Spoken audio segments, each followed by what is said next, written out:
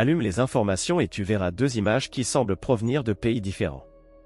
D'un côté, des Américains qui travaillent à temps plein mais se brossent les dents dans les toilettes des stations-service, dorment dans leur voiture ou vivent depuis des mois dans des véhicules aménagés garés derrière des centres commerciaux. De l'autre, des titres annonçant la réquisition d'hôtels, la création d'hébergements d'urgence et des budgets spéciaux pour accueillir des milliers de migrants récemment arrivés. On te présente cela comme de la compassion, ou comme une gestion de crise inévitable, ou comme la seule réponse possible à une situation exceptionnelle. Mais une question reste presque toujours absente du débat public. Comment un pays peut-il trouver un lit pour tout le monde, sauf pour une partie de ses propres travailleurs? Cela ressemble à un échec. Pour beaucoup, cela ressemble surtout à une trahison. Pour comprendre ce malaise, il faut dépasser les gros titres et observer ce qui se passe entre les images diffusées.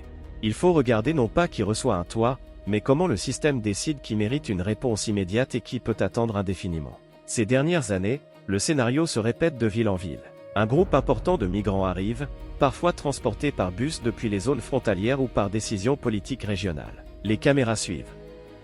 Les autorités locales parlent d'urgence. En quelques jours, des contrats hôteliers sont signés, des gymnases sont transformés en centres temporaires et des fonds exceptionnels sont débloqués. Les images montrent des familles recevant des couvertures, de la nourriture, un endroit où dormir. Presque au même moment, souvent à quelques kilomètres de là, il existe une autre réalité que l'on filme rarement dans le même reportage. Des parkings remplis de camping-cars et de fourgonnettes. Des personnes qui vivent là depuis des années. Certaines travaillent, certaines à temps plein. Elles cuisinent sur des réchauds portables, se lavent dans des douches de camions et espèrent simplement ne pas être expulsées du jour au lendemain. Elles n'ont pas perdu leur logement parce qu'elles ont cessé de travailler. Elles l'ont perdu parce que le loyer a augmenté plus vite que leur salaire. Parce qu'une facture médicale est arrivée. Parce qu'un propriétaire a vendu à une entreprise plus grande. Leur situation n'est pas considérée comme une urgence. C'est une condition durable. Et ce caractère permanent la rend plus facile à ignorer. Le contraste est brutal. Pour un groupe, des déclarations officielles, des conférences de presse, des solutions rapides. Pour l'autre, l'application de règlements de stationnement, des restrictions urbaines ou le silence. Lorsque les images circulent sans contexte, la réaction qu'elles provoquent est presque automatique. Pourquoi reçoivent-ils de l'aide alors que nous sommes bloqués ici? Cette frustration ne vient pas de nulle part. Elle naît d'une comparaison directe, quotidienne, visible. Il est important de comprendre ce que représentent aujourd'hui ces véhicules alignés sur les parkings. Il y a une génération, un camping-car était un symbole de loisirs, de vacances, de liberté. Aujourd'hui, dans de nombreuses régions des États-Unis, il est devenu un logement par défaut. Non par choix, mais par exclusion. Les personnes qui vivent dans des véhicules ne forment pas un groupe homogène. Il y a des retraités dont la pension ne couvre plus le loyer.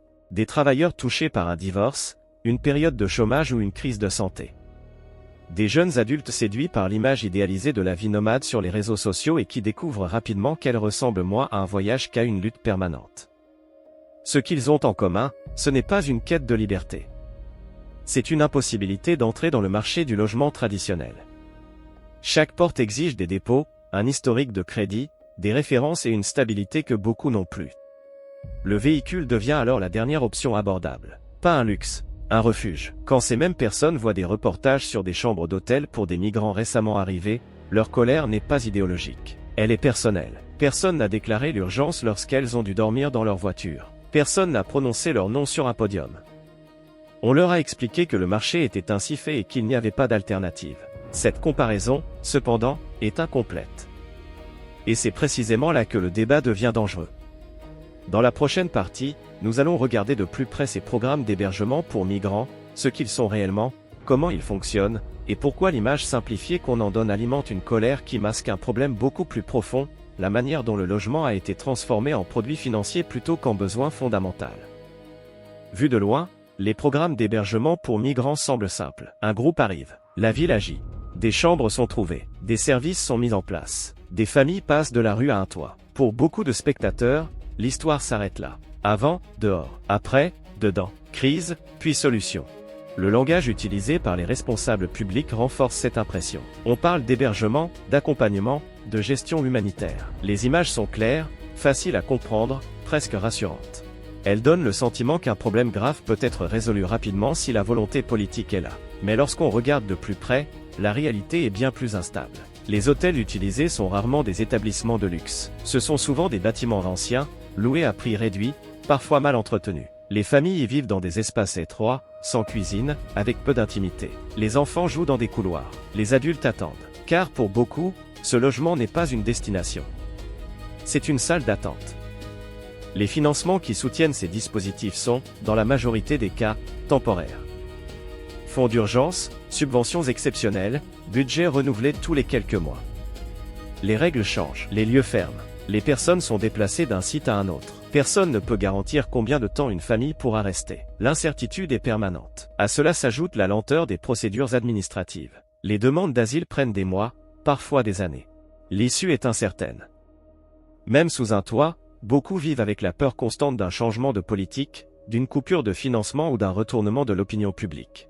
Un lit n'efface pas l'angoisse d'être expulsé ou déplacé. Cette complexité disparaît presque toujours dans les formats courts qui circulent en ligne. La narration se résume à une phrase volontairement provocatrice. Les migrants sont logés pendant que les citoyens dorment dans leur voiture. Quand on ne voit que cette version condensée, il est facile d'imaginer un seul pot d'argent, une seule décision, un choix fait contre vous. La réalité est plus fragmentée. Les sources de financement sont différentes. Les niveaux de gouvernement aussi. Les obligations légales ne sont pas les mêmes. Rien de tout cela ne rend la situation moins injuste pour quelqu'un qui vit dans un véhicule, mais cela montre que le problème ne se résume pas à une préférence morale pour un groupe contre un autre. Pour comprendre pourquoi cette tension existe, il faut prendre du recul et observer le cadre général du logement aux États-Unis. Depuis plusieurs décennies, le logement est traité moins comme un besoin fondamental que comme un actif financier. Des fonds d'investissement, des entreprises et des propriétaires éloignés achètent des immeubles sans jamais vivre dans les quartiers concernés. Les règles fiscales, les pratiques de crédit et les politiques de développement ont été conçues pour favoriser ces acteurs, pas pour garantir un toit abordable aux travailleurs ordinaires. Les règles d'urbanisme jouent un rôle central. Dans de nombreuses villes, de vastes zones restent réservées à des maisons individuelles. Construire des appartements, des logements plus petits ou réellement abordables y est difficile, voire interdit. Lorsqu'un projet de ce type est proposé, il rencontre souvent une opposition organisée. Les habitants invoquent la protection de la valeur de leurs biens ou du caractère de leur quartier. Les élus, sensibles à ces électeurs, finissent par préserver la rareté qui maintient les prix élevés. Pendant ce temps, l'investissement public dans le logement abordable n'a jamais suivi le rythme des besoins.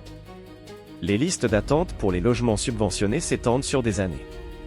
Les protections contre les expulsions varient selon les États et restent souvent faibles ou complexes à utiliser. Quand les loyers augmentent plus vite que les salaires, peu de mécanismes protègent ceux qui tombent. C'est ainsi que l'on passe d'un appartement à un canapé, puis à un véhicule. Et une fois là, les décisions politiques qui ont mené à cette situation sont déjà lointaines, enfouies dans des budgets anciens et des votes oubliés. Ce même système est celui dans lequel arrivent les migrants. Les villes ne disposent pas d'un stock secret de logements abordables et vides. Elles intègrent de nouvelles personnes dans un marché déjà saturé. Les solutions d'urgence ne remplacent pas la pénurie existante, elles s'y ajoutent. Elles rendent simplement la crise plus visible, plus explosive politiquement. Dans la prochaine partie, nous verrons comment cette visibilité crée une hiérarchie de l'urgence, pourquoi certains drames déclenchent une réponse immédiate et d'autres non, et comment cette dynamique transforme les migrants en boucs émissaires idéaux d'un problème bien plus ancien. Quand des bus de migrants arrivent en grand nombre, l'effet est immédiat. Les images sont fortes. Des familles rassemblées, parfois avec des enfants, dormant près de gares ou d'aéroports. Les caméras affluent. Les chaînes d'information parlent d'urgence.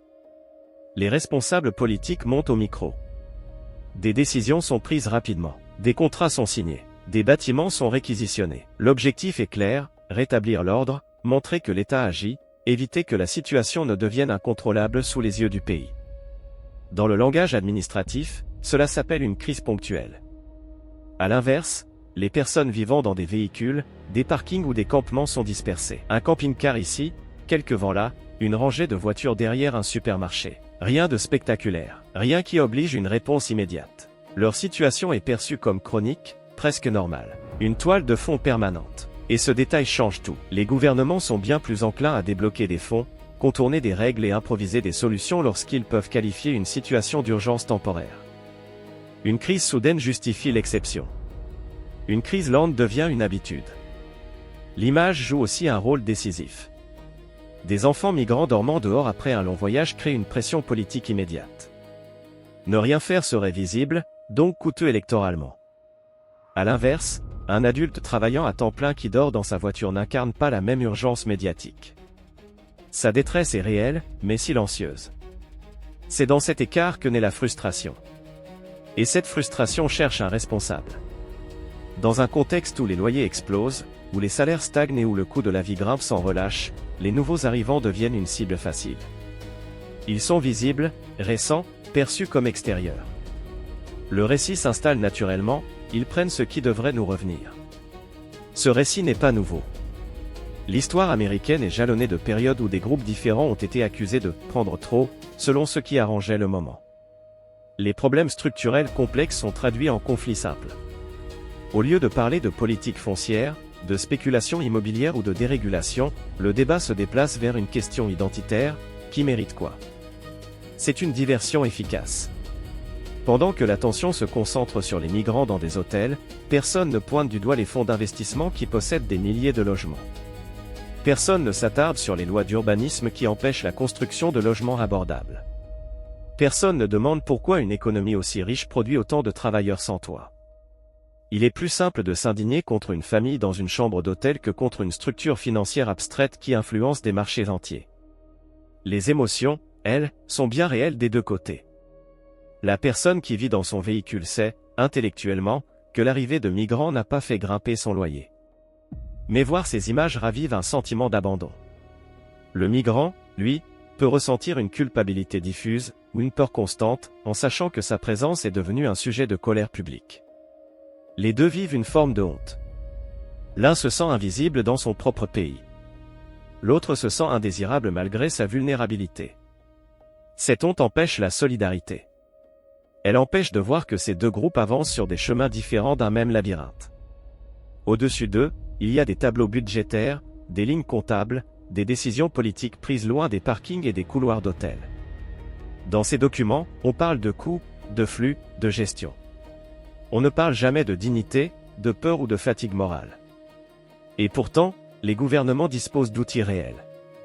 Ils pourraient financer massivement le logement public et associatif. Ils pourraient renforcer les protections contre les expulsions. Ils pourraient réformer le zonage pour permettre plus de logements accessibles.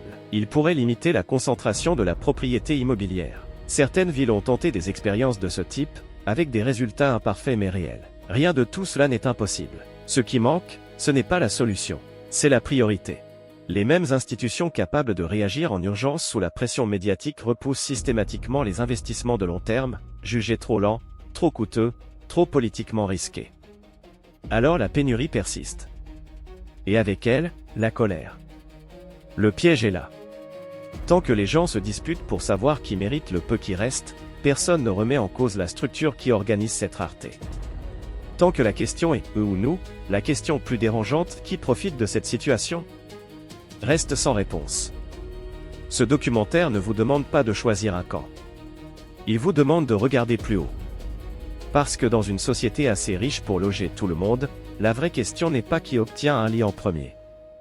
C'est pourquoi il n'y en a jamais assez pour tous. Et tant que cette question restera étouffée, les parkings resteront pleins, les hôtels temporaires resteront temporaires, et la colère continuera d'être dirigée exactement là où elle dérange le moins.